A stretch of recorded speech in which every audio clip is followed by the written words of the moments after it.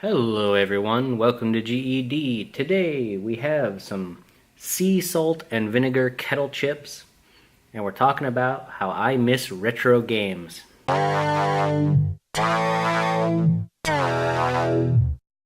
Wow, I can't believe I used the term retro games. Am I really that old? Are games like becoming retro? Uh, so these are Kettle cooked sea salt and vinegar. I have the bag here actually, so you can take a quick gander. It is, well, might be backwards, but sea salt and vinegar. And oh man, sea salt and vinegar, like retro games, is old but amazing.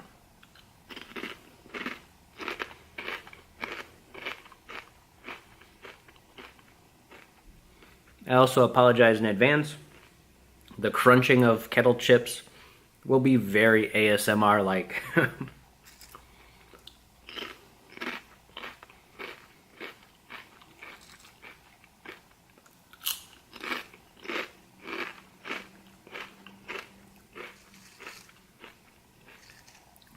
Oh man, super salty, super vinegary. There's a dog barking somewhere, but it's oh so good.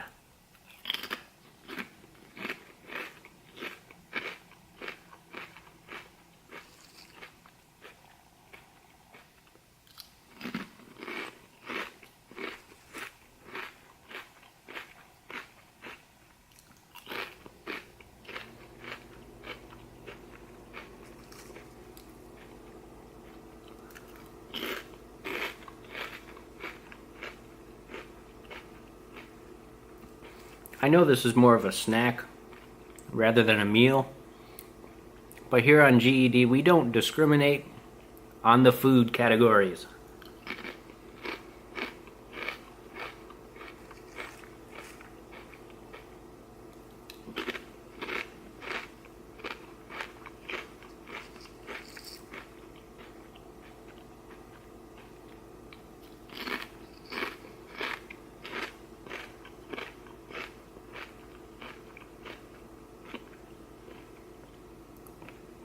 And as usual, I do have a little bit of water just to wash it down.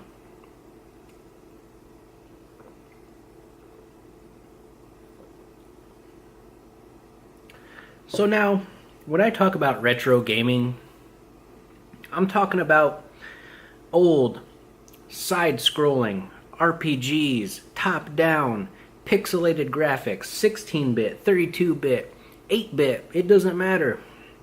But games that were so simple and so fun and could engage you in ways that no game could really do nowadays. I mean, theoretically speaking, it's hard to explain. Modern titles, they do have their advantages, don't get me wrong. They're super awesome graphically, and sometimes you'll get a bomb story that just engrosses you for hours on hours. But I don't know, something about old school pixelated games, the way they're visually appealing, the way they play, it's so good. And this is not a retro game, but lately I've been playing Guns, Gore, and Cannoli 2, and it's a side-scrolling kind of hand-drawn action game. And if you don't know what it is, look it up on Steam right now. But man, it's so good. It's just a simple shooter, side-scroller. Very comparable to like Metal Slug. And of course you know what Metal Slug is. It's a long-standing side-scrolling shooter game. And just games like that can be so basic, but so well done that it just pulls you in more than like modern titles can. If I had to choose between Guns, Gore, and Cannoli, or like Grand Theft Auto 5, I would choose Cannoli hands down every time because it gives you that fun and engrossing gameplay as to, I don't know, just let me know what you think about it in the comments, because, you know, my thoughts are my thoughts and my opinions are my opinions, but retro gaming, it's It's gotta stay alive for like at least until I die.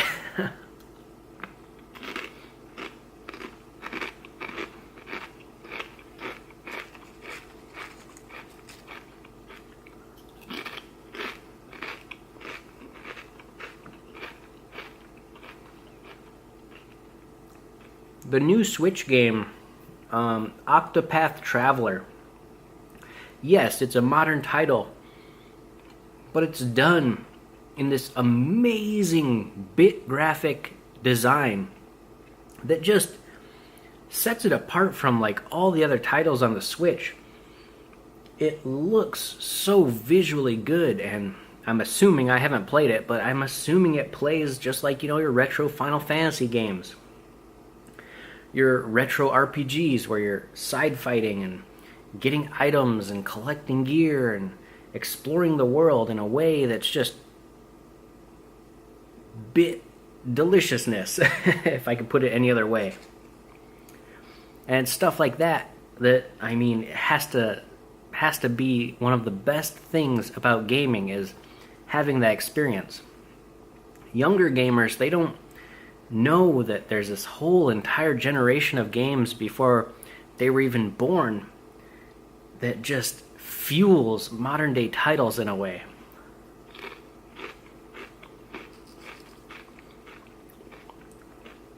When people think of games like Chrono Trigger and Final Fantasy 6 and 2 and 3 and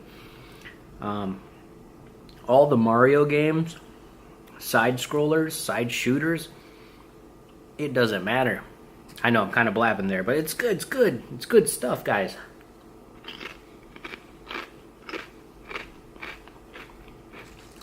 These chips are also amazingly good stuff. Check that out.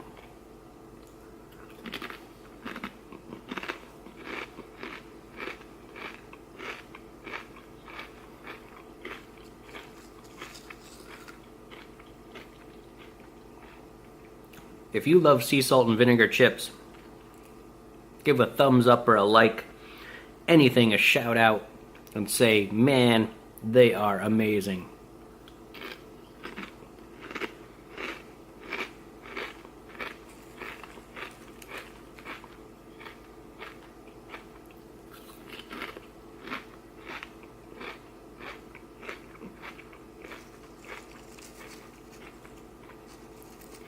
They do tend to get a little bitter on your tongue, though, with all that vinegar.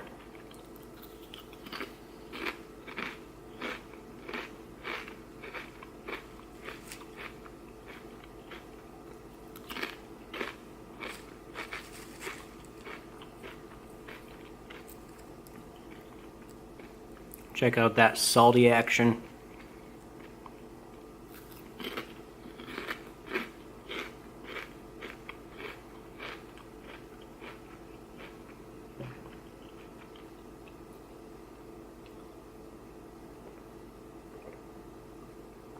Take a quick drink.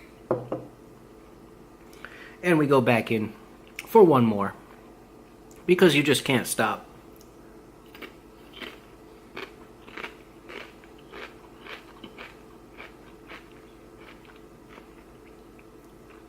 And that's another thing about retro games. When you get into them, like when you revive that feeling of playing them, you really get into them.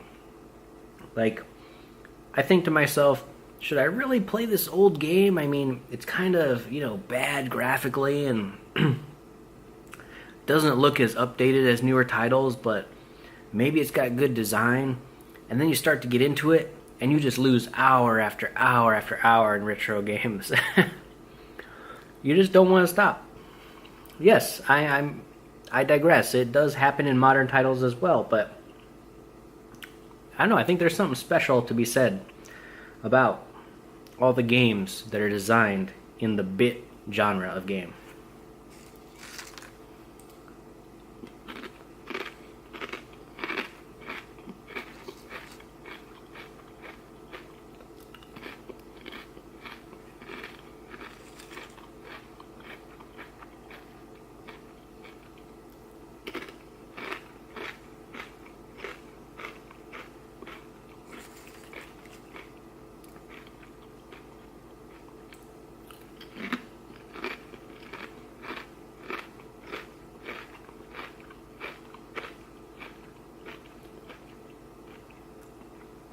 I am also in a state currently where I'm considering buying some sort of emulator for my console on my TV, like a SNES Pi or some sort of old school cartridge based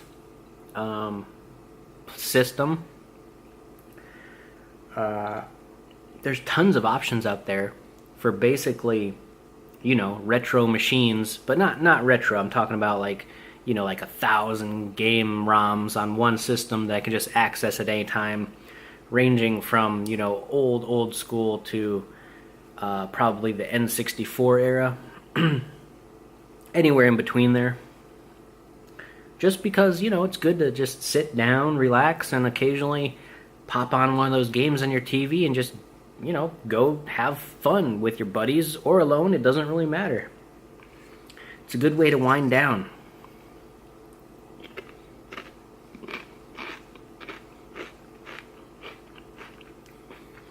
And finally, look at speedruns. The speedrun community is huge because people love to see old games like that be beaten in interesting and ways, and for a lot of people it brings back nostalgia of seeing different levels or different bosses or different scenarios in games that they either had trouble with as kids or had an amazing time playing. I don't know if the current generation now of games, like, are you really going to remember in I'm sorry, I'm referring Grand Theft Auto again, but are you really going to remember playing all the scenarios in Grand Theft Auto 5 like 20 years down the road? I'd probably say not. But you might remember some titles from the modern genre, but I don't know. It's hard to say. I'm not going to finish all of these, but guys, let me know. Remember to game, eat, and discuss. Go retro, have some fun. I'll catch you next time.